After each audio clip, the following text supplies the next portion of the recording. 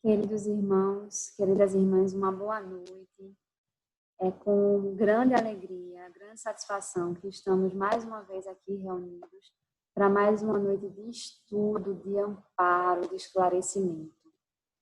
O tema da nosso momento de hoje, da nossa conversa de hoje, é sobre a libertação pelo perdão.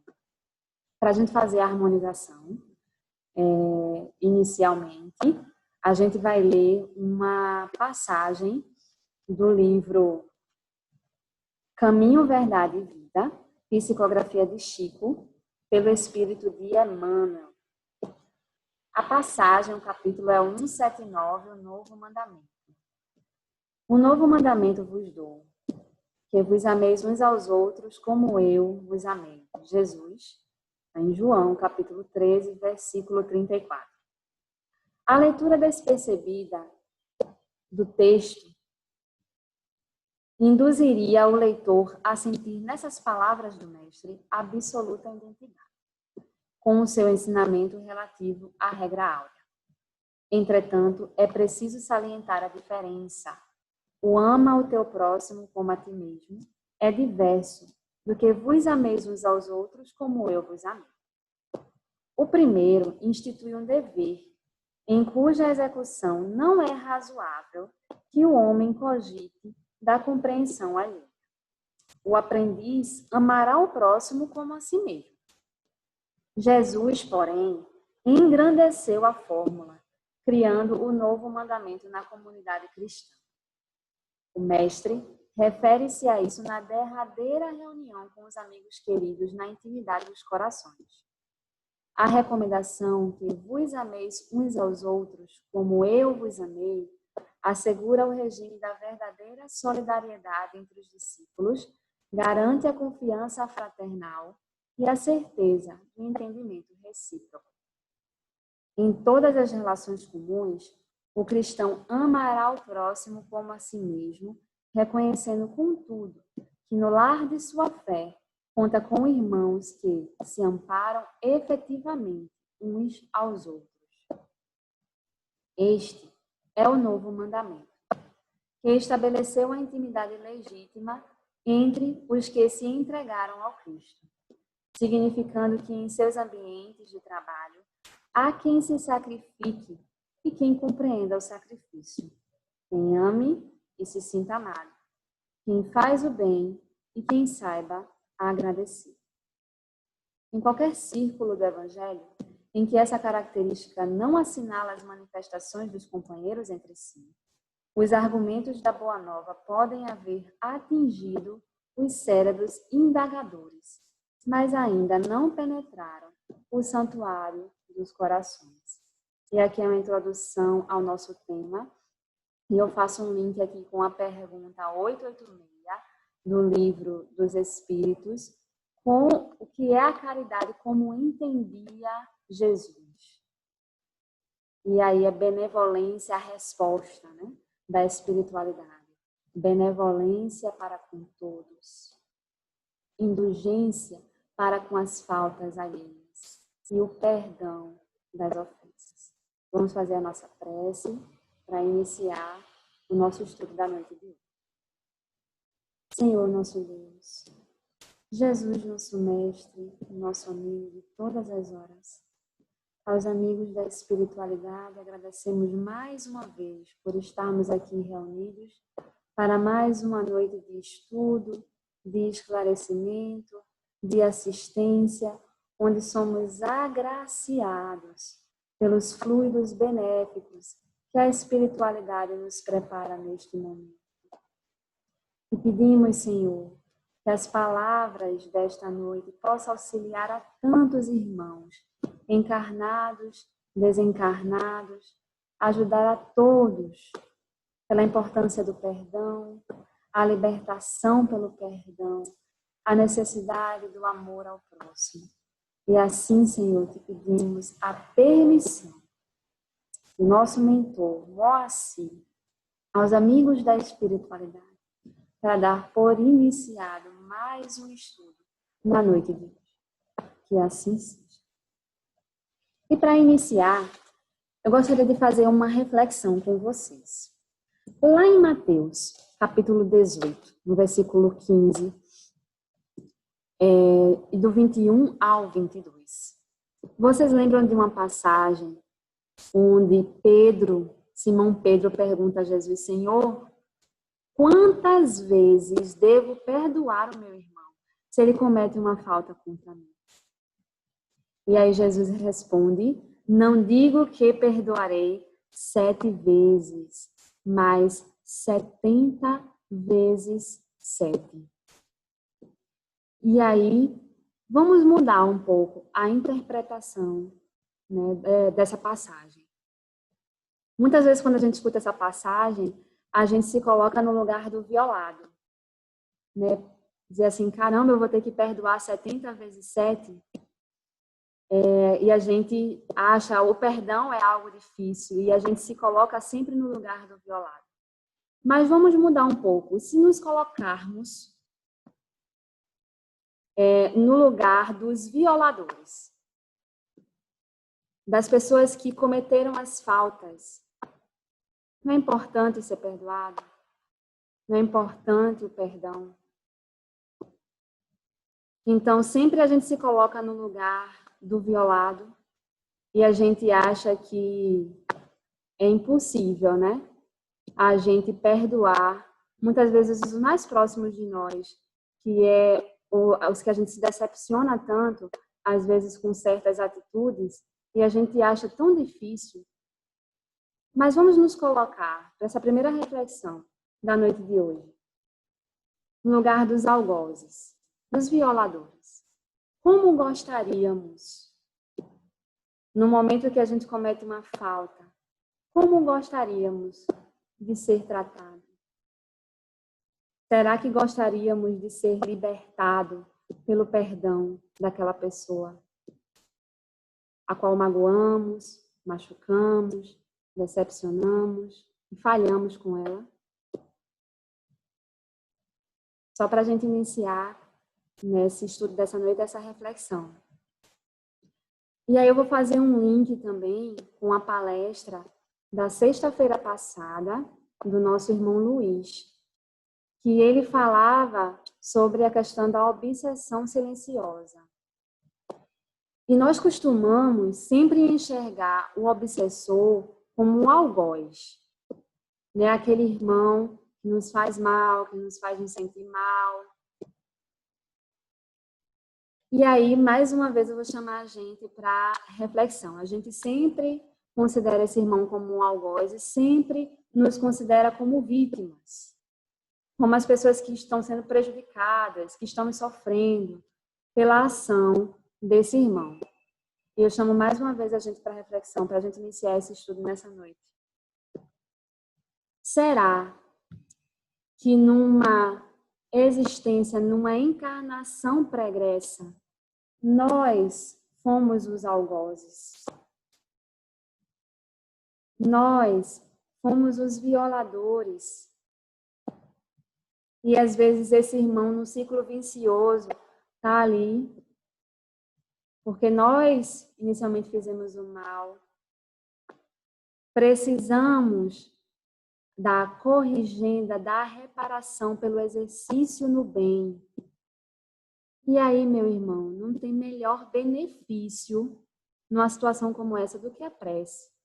Pede em prece para que a espiritualidade te auxilie, para que Deus te auxilie na tua corrigenda. E pede em prece o esclarecimento para aquele irmão. Há uma passagem que eu recordo agora, no livro O Bom Combate, de Elias Sobreira. Ele fala que tinha um irmão que é recepcionado pela casa, né, que ele se encontrava em grande estado de perturbação, né, que estava sendo assediado por um irmão, né, que estava ali, né, em busca de querer que ele se sentisse mal, em busca de vingança, por um acontecimento numa existência pregressa. E aí é orientado a esse irmão as práticas na caridade. Uma delas é a campanha do quilo. Então, relata lá no livro Bom Combate, nessa história, que após o irmão exercer a prática no bem, realizar a campanha do quilo de coração mesmo, com vontade, um sentimento, ele fala que com o tempo esse irmão melhora positivamente, coisa boa, pela prática da caridade, meus irmãos. A gente pode promover a nossa melhoria e pode promover o esclarecimento desse irmão que nos acompanha, que às vezes tem um sentimento ainda de mágoa, e a gente vai falar sobre isso hoje, sobre mágoa, sobre ressentimento, quanto isso nos faz mal. Então, a prática na caridade, aquela que fazemos a prática no bem, ela nos auxilia na nossa reforma moral, na nossa melhoria. Lembra, o amor cobre uma multidão de pecados e auxilia no esclarecimento desse irmão. E não só desencarnados não, tá, gente? Que eu falo não. No esclarecimento de irmãos encarnados que convivem conosco também. Porque muitas vezes, como eu costumo falar, somos o único evangelho que esse irmão pode escutar, pode ver nesse dia. Pelas nossas atitudes, pelo nosso comportamento, pelo que falamos e pelo que pensamos também. Então, Jesus nos ensina, através dessa passagem, do amor ao próximo, do perdão, quando ele traz o perdão em vários momentos. O perdão como a necessidade primordial para a gente, ele nos ensina com isso que a misericórdia não deve ter limites. Então, é um ponto importantíssimo para a gente lembrar. E hoje, gente, estamos num local, estamos com pessoas, no local certo, na hora exata, não erramos de endereço. Estamos com as pessoas corretas para cumprir o nosso dever, para fazer a nossa reparação. E quando nos dispomos a fazer a reparação, Emmanuel fala sobre isso no livro Pensamento e Vida. Ele diz que é a hora do dever regeneração. Não pensemos que estamos na nossa família, que estamos com a nossa vizinhança, com os colegas de trabalho, com as pessoas que encontramos nas ruas, nos ônibus, por um acaso. Nada é por um acaso, gente. Há sempre um motivo para estarmos ali. Há sempre uma oportunidade de fazermos a nossa transformação, a nossa melhoria naquele meio em que estamos, principalmente no nosso meio familiar. Então, não erramos de endereço. Tenhamos certeza disso. Estamos no local certo, na hora certa, com as pessoas certas, para a hora do nosso dever regeneração. É ali naquele ciclo onde se encontram as oportunidades de resgate, as corrigendas, o perdão, a necessidade do perdão. Lembremos de uma outra passagem: não sairemos daqui sem deixar de pagar nenhum centavo, né?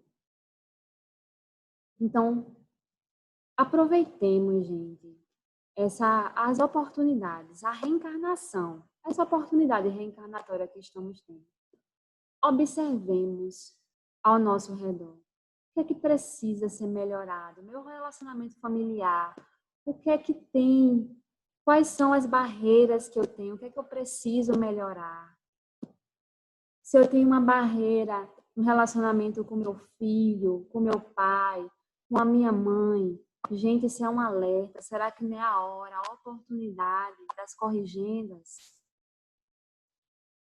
Qual será a outra oportunidade que teremos de estarmos com essas pessoas novamente? A gente tem relatos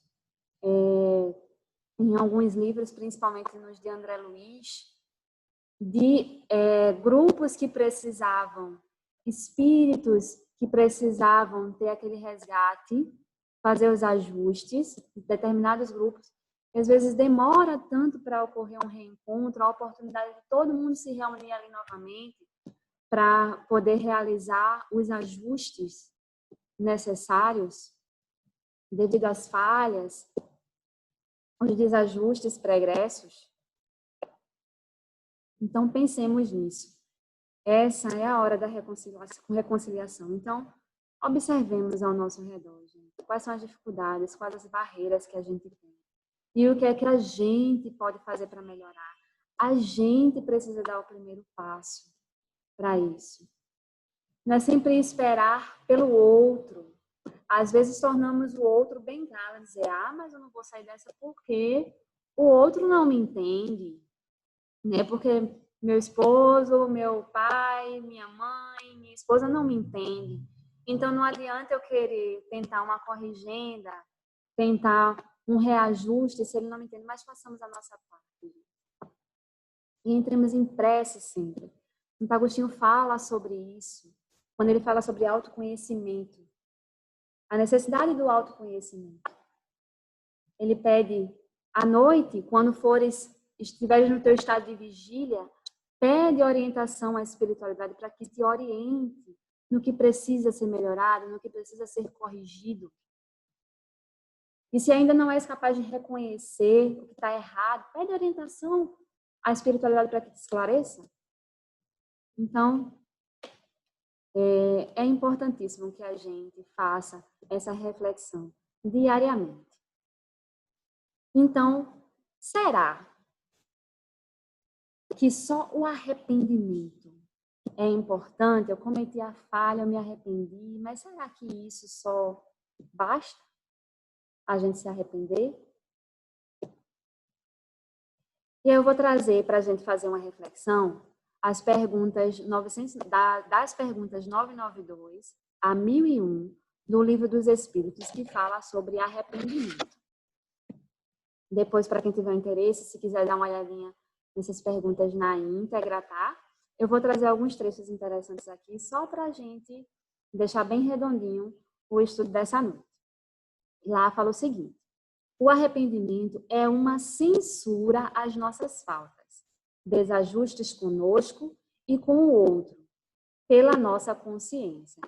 Então, olha, se eu já me arrependi da falta que cometi, já é um excelente passo que eu estou dando. Se eu já reconheço que errei, já é uma excelente oportunidade para o próximo passo, que é a reparação. A gente já consegue reconhecer as nossas faltas. A gente já consegue se desvencilhar da vaidade, do egoísmo, por se reconhecer como um violador, como um algoz, como uma pessoa que precisa pedir perdão. Um outro ponto que fala é os que têm ainda o instinto mau. O tempo e as experiências na carne os trarão à luz do esclarecimento e à necessidade da corrigenda. Então, pode demorar, gente? Pode, que tenhamos paciência conosco. A gente vê muito isso nos estudos que a gente está fazendo aqui recentemente, em nossa casa. A gente estava estudando bastante a questão de irmãos que estão presos num ciclo de vingança há séculos, há anos e anos, naquele ciclo de vingança, de não perdoar o que foi feito com ele. E aí se justificam tantos e tantos casos de obsessão. Então, nós, gente, que temos esse esclarecimento, vejamos que não vale a pena a gente estar estacionado, porque regredir a gente não faz a regressão jamais, tá? A gente não vai para trás, a gente só vai para frente. Mas a gente pode estacionar por conta de um sentimento que não faz bem para a gente. A gente pode ficar preso naquele ciclo de vingança, tempos e tempos.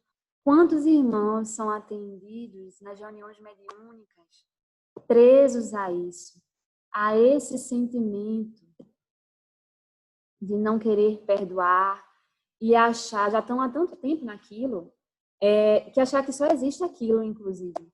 Só existe aquele ciclo de querer desejar o mal ao outro, de perseguir o outro, de ocasionar algum mal ao outro. Então, nós que estamos tendo esse esclarecimento que a espiritualidade nos traz, que possamos esclarecer e que possamos tornar isso, colocar isso no nosso íntimo. Mais um ponto, quando desencarnado, apesar de muitas vezes reconhecer seus erros, os espíritos se obstinam no mau caminho. Então, muitas vezes, apesar de saberem que estão errados, né, muitos de nós ainda permanecemos na mesma, clicando ali na mesma tecla. Achar que não existe um caminho de solução. A gente sempre focar no problema, não focar na solução. E apesar do sofrimento, algumas vezes acham que aquele sentimento é uma fortaleza, que não pode ser comprometido e que às vezes são merecedores, que não são merecedores de novas oportunidades. É um outro ponto também, que a gente vê, que não são merecedores da luz, aí invade o sentimento de culpa. E entendamos, gente, que esse sofrimento, a espiritualidade nos esclarece, quando a gente se coloca fora do corpo material, isso é amplificado.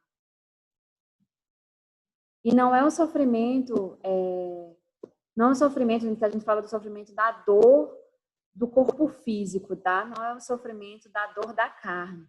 É um sofrimento moral, que é muito pior, o sofrimento moral. E a espiritualidade nos esclarece que isso é amplificado quando estamos fora, né, desse corpo, do corpo físico, do material. Então, muitas vezes a gente vai ver, né, nessas passagens, nessas perguntas, está muito imantado essa nossa prisão de não querer perdoar ou de não ser perdoado. Está sempre imantado pela questão do orgulho e da culpa. Então, hoje, a mensagem para ser passada, mais importante, é a libertação. A libertação desses entraves, que muitas vezes não perdoamos, por medo de nos decepcionar, mas eu não vou perdoar fulano, porque ele pode fazer isso comigo outras vezes, né? Ou eu posso me decepcionar com ele novamente. E ele, em perdoar, e muitas vezes a gente falando, mas eu não aceito, né, o seu perdão, e quanta vaidade, gente, quanto orgulho. A gente está preso ainda nessas âncoras. Então, precisamos refletir em como nos libertar de tudo isso. Então, o arrependimento, ele ajuda no progresso do espírito, mas o passado deve ser expiado. Então, é necessária a reparação. O mal não é reparado, senão pelo bem. Então, o reparo é necessário. O arrependimento é o primeiro passo, mas o reparo é primordial. É necessário. Por isso, a grandiosa misericórdia divina em nos conceder as oportunidades reencarnatórias nesse plano. Temos essas oportunidades imensas e não podemos desperdiçá-las. E, principalmente, a gente já falou, vaidade, orgulho, os interesses materiais nossos é o que nos prende ainda. É o que nos deixa ainda nessa prisão. E eu queria trazer para vocês, falando um pouco sobre a questão do arrependimento, da reparação. Muita gente conhece já essa história, ela está no livro Missionários da Luz. Também da série André Luiz. E muita gente conhece a história da reencarnação de Segismundo. Segismundo, numa reencarnação pregressa, ele teve um certo interesse por Raquel. E aí, devido a esse interesse por Raquel, ele planejou e assassinou Adelino, que era o esposo de Raquel, com o interesse de casar-se com Raquel. E aí Adelino foi assassinado por Segismundo. Raquel, devido a esse acontecimento, foi para o caminho das drogas, da prostituição, e depois de um certo momento veio a cometer suicídio. E com esse disparate todo, Segismundo também veio a retirar a sua vida. No mundo espiritual, depois desses acontecimentos, Segismundo reconhece, vem ali o arrependimento, reconhece os seus erros, a falta, a necessidade da corrigenda, e, em resumo, ele se torna um auxiliar no mundo espiritual, como naquelas grandes caravanas, na grande assistência. Ele começa a assistir os irmãos lá no plano espiritual. Mas vem a necessidade da reparação, né, gente? E aí há todo um planejamento da espiritualidade para que Segismundo, Raquel e Adelino reencarnem ali, naquele grupo familiar, para os necessários ajustes. Então, há conversas em desdobramento com Adelino, com Raquel, para preparar a vinda de Segismundo como filho desse casal. E aí, Raquel tem uma facilidade melhor em aceitar, mas Adelino ainda é relutante, porque ainda vem Segismundo um algoz, ainda vem Segismundo um assassino. Então, ele é relutante a aceitar. Mas, com o amparo e o auxílio da espiritualidade, há o aceite, o abraço de Adelino a essa nova oportunidade reencarnatória de Segismundo, e Segismundo é recebido como filho desse casal. Então, assim como essa história, gente, que André Luiz nos relata, há tantas outras. Pensemos em nosso ciclo mesmo familiar. Quantas oportunidades de ajuste estamos vivenciando em nossa família? No nosso ciclo de amizade, com os nossos amigos, com os nossos colegas de trabalho, com as pessoas que em determinado momento da nossa vida encontramos, seja numa instituição religiosa, seja numa casa de assistência, de amparo, numa ação social, nas ruas, seja em nossa profissão, as pessoas que atendemos, as pessoas com que lidamos com ela, seja eu médico, seja professor, seja tantas outras profissões onde temos a oportunidade de tratar com o social. Quantas oportunidades temos, né? Então, que possamos fazer uma reflexão. Reconcilia-te com teu irmão enquanto estás a caminho. A falta de perdão, o sentimento de vingança, justifica a maioria dos casos de obsessão. Não perpetuemos, gente, animosidades. Identifiquemos as animosidades, temos força para mudar, mas não perpetuemos. Não sairemos daqui sem pagar o último ceitil. E aí, tem uma estrada no Canadá, que eu esqueci o nome dessa estrada agora, dizem que é uma estrada bem extensa e os retornos são bem distantes. E nessa estrada tem alguns avisos informando, cuidado para não errar o retorno, porque o retorno só daqui a 50 quilômetros. E aí, enquanto eu lia sobre isso, eu fazia uma reflexão sobre a vida da gente. Quantas e quantas vezes erramos né? Não entramos na entrada correta e precisamos fazer o retorno lá na frente para poder fazer as nossas corrigendas. Lá na frente, depois de 1 a 2 encarnações. Simplesmente porque a gente deixou, em algum momento da nossa trajetória, desse caminho, a gente se abestalhou, né? Como diz o nordestino, nas nossas oportunidades. Deixamos aquela oportunidade passar, a oportunidade dos nossos ajustes com os nossos irmãos passar. E precisamos, às vezes, fazer um retorno lá longe para corrigir as nossas falhas. Então, muitas vezes a gente não perdoa também porque a gente precisa de um bode expiatório, né? Do tipo, eu não vou perdoar porque meu pai ou minha mãe... Acontece muito isso com família, gente.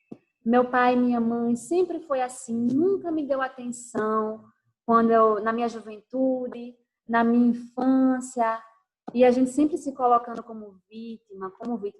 Gente, que grande oportunidade é estarmos aqui.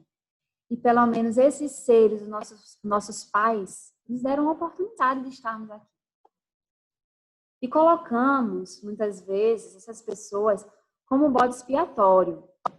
Eu não vou perdoar porque eu vivi um trauma no meu antigo relacionamento e isso eu não perdoo.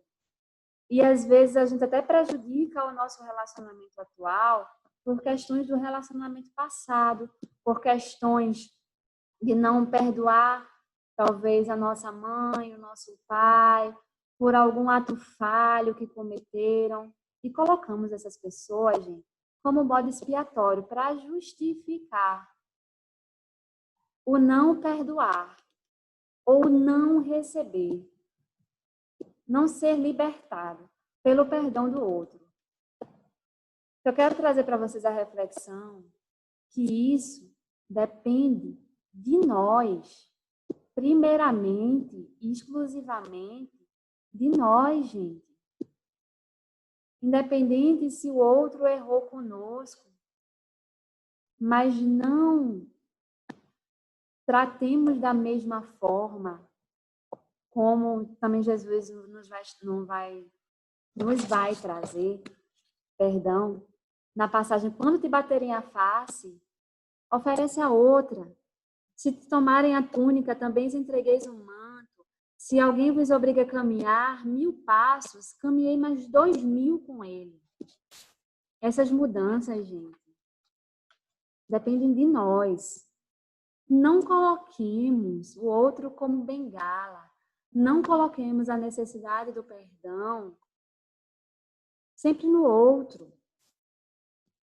Porque é algo nosso. Devemos nos esforçar para mudar. É necessário a gente estabelecer um fluxo de amor. Então, doar-se, perdoar-se, sem esperar retorno. Que a gente muitas vezes eu fiz isso, né, por essa pessoa, mas ele nem me agradeceu. Ou se não fiz isso com essa pessoa, mas olha para aí como ele me retribui. Né, com o esquecimento, com o desprezo. Isso é muito comum, né, gente? A gente pensar assim. Mas podemos estabelecer para a gente um ciclo de amor sem esperar retorno, sem esperar receber nada em troca. Porque um dia, para aquele irmão, onde a ingratidão ainda é a mais forte, o dia do esclarecimento dele vai chegar, assim como para nós chegou naquele momento, onde a gente se viu ali naquela situação, onde a gente foi retribuído com a ingratidão. Então, esse esclarecimento chega para todos. Para todos. Um com mais rapidez, outros não, mas tenhamos paciência, meus irmãos, conosco e com esses irmãos que convivem conosco. Mas não desanimemos, não deixemos de fazer o bem. Que fazer o bem faça parte da nossa natureza. Que a nossa natureza, nosso instinto, seja de fazer o bem, independente da atitude do outro. Porque muitas vezes, como a gente já falou, o bem, ele ensina muito mais. Muitas e muitas vezes poderemos estar ensinando ao nosso irmão, contribuindo para a mudança positiva daquele irmão, simplesmente por uma atitude nossa no bem, por uma palavra edificante, por uma palavra de esperança. Então, que pensemos nisso também. Então, há orgulhoso quando a gente fala assim. Quando te bateres a face, oferece a outra. Se te obrigarem a caminhar 1000 passos, caminha 2000 a mais com essas pessoas. Ao orgulhoso parece ser covarde, né, gente? E muitas vezes até considera assim a oração de São Francisco, né? Que é amar que ser amado. E muitas vezes a gente, algumas interpretações às vezes que a gente faz, né? É como se a gente estivesse sendo covarde. Não, gente. Como eu falei, pelo bem, pelo caminho do bem, se ensina muito mais. E aqui eu trago uma frase de Gandhi, para a gente fazer essa reflexão. Ele diz assim, o fraco nunca pode perdoar. Perdoar é um atributo para os fortes. É desafiador demais, demais, a gente perdoar. Muito. Principalmente para aqueles que estão mais próximos de nós. A gente costuma dizer que a decepção é maior. Mas que sejamos fortes para vencer todas essas chagas que ainda nos prendem nesse conceito de covardia. Nós não somos covardes. Por perdoarmos, por amarmos, por acolher o outro, por dar sem esperar receber. E a espiritualidade, quando a gente pratica o bem, sempre está a nos auxiliar, a nos dar todo o suporte necessário, a nos encorajar, a nos intuir. E por falar em Gandhi, historicamente, a gente sabe que Gandhi ele foi um advogado, né, nacionalista e anticolonialista, e é muito conhecido historicamente por empregar resistência não violenta com o exército inglês.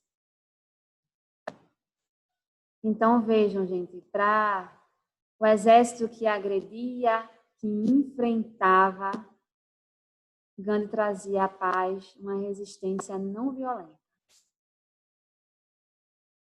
Então, só para a gente fazer essa contextualização, para ver o quanto isso é ter coragem. É ter mais coragem, mas muito mais do que a gente seguir pelo caminho do mal. Querer enfrentar o outro. Então, a gente viu até o momento tudo que é perdoar. É ser caridoso, é ser generoso, pródigos, humildes, indulgentes. Mas, e o que não é perdoar? Eu vou trazer só algumas reflexões para a gente fazer. Quando você perdoa, você esquece? daquele fato que aconteceu. E aí eu achei muito interessante uma frase que Divaldo disse em uma das palestras que eu assisti dele. Ele diz o seguinte: perdoar é sentimento. Esquecimento é um fenômeno fisiológico. Faz parte da nossa memória. Então, é importante que a gente perdoe. Mas nós sabemos e compreendemos muito bem que não esquecemos, mas podemos ressignificar a cena. Não ficar cristalizado, gente, naquele momento, e ficar trazendo isso à tona sempre. É o que a gente chama de ressentimento. Ressentimento. A gente está replicando aquela cena várias vezes. É como se a gente guardasse um lixo na nossa alma, no nosso íntimo. E todas as vezes que eu encontro a pessoa, eu vou lá e cheiro aquele lixo novamente. É como se eu me reabastecesse todas as vezes daquele cheiro, da podridão, daquele lixo que eu guardei dentro de mim. E por que até hoje a gente não ressignificou essa cena? Porque a gente não fez diferente. Porque a gente faz questão de todas as vezes estar se realimentando desse sentimento ruim, que às vezes já está tão apodrecido dentro da gente e que causa doenças. A ciência já não traz isso. André Luiz traz isso para a gente no livro Evolução em Dois Mundos, nos capítulos de predisposições mórbidas. O quanto ressentimentos está replicando, imanta a gente de energias deletérias que nos fazem muito mal. E quando chega a esse ponto, André Luiz também fala, gente, que é como o nosso corpo fosse uma praça desguarnecida. E aí, além de estarmos expostos, né, às doenças comuns que a gente sabe que acontecem devido à falta de higiene, devido aos nossos exageros, né, como seres humanos, exageros com a alimentação, exageros com o trabalho, N exageros que nós fazemos, ainda tornamos o nosso corpo uma praça desguarnecida pelo ressentimento, pela mágoa que guardamos. E hoje, a ciência já traz para a gente muitos estudos que André Luiz já trouxe para a gente há algum tempo, das doenças psicossomáticas. E o câncer já nos é trazido pela ciência, que pode ser ocasionado por ressentimentos, vejam só, por mágoas. Então, será que isso nos faz bem? De jeito nenhum, gente. De jeito nenhum. Então, repensamos. Possamos fazer uma renovação, uma reflexão. Eu estou magoado com quem? Que eu estou me sentindo assim, será que vale a pena? Lembra que a gente falou no começo do estudo da gente hoje, que quando a gente se desprende da matéria, esse sofrimento é amplificado? Será que vale a pena, gente, retornarmos à pátria espiritual com esse sentimento? Aproveitemos as oportunidades que temos com os nossos irmãos enquanto caminhamos com eles. Uma outra reflexão: perdoar, gente, não é engrandecer-se para humilhar. Dizer, eu perdoei, aquela pessoa falhou comigo, eu perdoei, e agora, em qualquer oportunidade que eu tenho, eu vou soltando ali algumas palavrinhas que humilham o irmão. É como se a gente, pelo fato de o irmão ter errado com a gente, é como se a gente se colocasse acima dele. E qualquer oportunidadezinha a gente vai soltando ali uma palavrinha ou outra, uma atitude ou outra que humilham o irmão. Não é isso, gente. O perdão verdadeiro não é esse, da gente engrandecer-se quando a gente perdoa. Ou quando alguém vem pedir perdão a gente, dizer, não vou aceitar, não. Não é isso, gente. Não é engrandecer. Que o caminho da gente seja pela humildade. Perdoar não é compactuar com o outro. Eu perdoei a falta, mas eu não preciso compactuar com a atitude do meu irmão. Acontece muito, gente, na família, né? Principalmente com os filhos. A gente perdoa, a gente ensina para trilhar o caminho do bem, mas para a gente ensinar para trilhar o caminho do bem, não podemos compactuar com o erro dele, apoiar o erro. Então, perdoar não significa compactuar com o erro do outro. Perdoar também não é retaliar. Tem muita gente que diz assim, agora que eu me vinguei, tá perdoado. Negativo, gente. Não. Não é fazer nenhum tipo de retaliação, gente. É perdoar mesmo de coração, com sentimento. E perdoar é também saber receber o perdão do outro. Ter humildade, parar de se vitimizar, de ter um bode expiatório. Se eu errei, me arrependi e ele não me perdoou, eu fiz a minha parte. Como a gente falou, está tendo ali a oportunidade de também ensinar ao irmão, de contribuir com a transformação moral daquele irmão. E aí eu trago uma frase, um texto de Madre Teresa de Calcutá, que ela diz assim, ame mesmo assim, perdoe mesmo assim, nunca foi entre você e o homem, sempre foi entre você e Deus. Então, perdoar, sem esperar nada. E, para a gente finalizar o tema dessa noite de hoje, vamos falar um pouquinho sobre auto-perdão. E aqui, gente, eu trago uma reflexão que é necessário termos paciência conosco. Paciência conosco mesmo nessa caminhada. Somos falíveis. Não somos perfeitos. Mas o que nos pode fazer pessoas melhores é autoconhecimento. É reconhecer as nossas faltas, onde podemos melhorar. É nos desvencilhar do orgulho, do egoísmo, para poder nos oportunizar a libertação. Mas é necessário que tenhamos paciência conosco. As coisas não se resolvem assim, de uma hora para outra.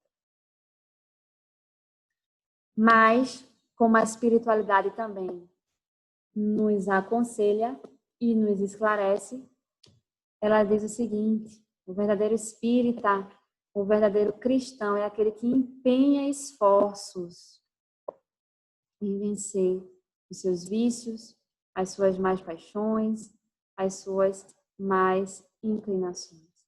Então, que nos esforcemos, que tenhamos compaixão,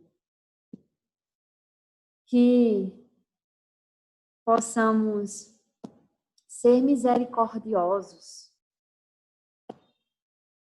Não temos ideia, gente, não temos ideia dos produtos, dos frutos em que um ato no bem pode nos proporcionar. Não temos ideia. E pode proporcionar ao outro. Paciência conosco para fazer com que o ato de perdoar não seja só uma obrigação, temos como uma obrigação, mas que se torne um hábito, de fato, e espontâneo. Lembro eu que Chico dizia, numa situação em que foi falado algumas palavras um pouco desagradáveis para ele, e essa pessoa veio lhe pedir perdão, e ele disse assim: eu não tenho que lhe perdoar, porque eu não me senti ofendido. Então, que isso seja um instinto, seja verdadeiro dentro de nós. Essa necessidade do perdão seja espontânea. E para a gente ir para a nossa prece, eu quero falar rapidamente a vocês sobre o conto do escravo Sebastião. Algumas pessoas já conhecem esse conto. Ele se encontra no livro A Casa das Chaves, de Wilson Frungilo Júnior. Tem muitos contos nesse livro. E aí, esse escravo, Sebastião, ele já era um ancião. E ele tinha ele era, possamos dizer, o curandeiro lá daquele grupo de escravos da fazenda. A sinhazinha tinha um sentimento muito especial por Bastião, mas, devido às condições, a gente sabe que as condições naquela época de muita agressão, no tempo da escravidão, ela não podia fazer muita coisa por eles. Mas ela tinha um sentimento muito especial por todos aqueles escravos, principalmente por Bastião, que já tinha aí os seus 80 anos. E aí, devido a uma ocasião em que o feitor descobriu que ele fez uma medicação natural para um determinado escravo dali da fazenda, Bastião foi levado para o tronco e foi muito castigado, fortemente castigado por esse feitor, também conhecido como os capatazes, né, da fazenda. E aí a sinhazinha da varanda também não pôde fazer nada naquele momento, porque o proprietário de todos aqueles bens, das terras, era o seu marido, e ela não pôde fazer muita coisa. E Bastião veio a desencarnar naquela condição, né? Onde ele foi bastante agredido pelo capataz. Nesse momento, a sinhazinha reuniu os escravos da fazenda, planejou essa reunião para que naquele momento ali, alguns escravos que tiveram um sentimento de muita mágoa em relação à morte de Bastião, que era uma pessoa tão querida ali naquele meio, ajudava tantos escravos, com tantas, com amparo, com assistência, com acolhimento, com as curas através das receitas naturais, da natureza. Então, ela reuniu os escravos e, nesse momento, fez com que se criasse uma rebelião, que esses escravos pegaram o capataz, levaram ele para uma área alagada e assassinaram o capataz. Então, quando chega lá no mundo espiritual, depois de algum tempo, quem vai fazer a assistência desse capataz é Sebastião. E aí fala lá que quando Sebastião chegou, de todas as marcas de agressão, dos chicotes que ele tinha recebido, de todas as cicatrizes, havia uma emissão luminosa, muita luz saindo daquelas cicatrizes. Mas fala que menos uma estava ali opaca, não tinha luz nenhuma. E aí, quando Bastião vai fazer o resgate desse irmão que estava lá nas regiões umbralinas, com um sentimento ainda atordoado, sentimento de culpa. Bastião vai fazer o resgate desse irmão e aí ele diz assim, o capataz diz para Bastião: quero que você me perdoe, irmão, por todo o mal que lhe causei, por todas as agressões que te acometi. E aí Bastião fala: eu quero que você me perdoe. Cada chicotada que eu levava, eu guardava dentro de mim um sentimento de ódio, que veio se arrastando durante tanto tempo. E eu desencarnei assim, com esse sentimento de ódio no meu coração. E sabe essa cicatriz aqui, que está opaca, sem emissão de luz nenhuma?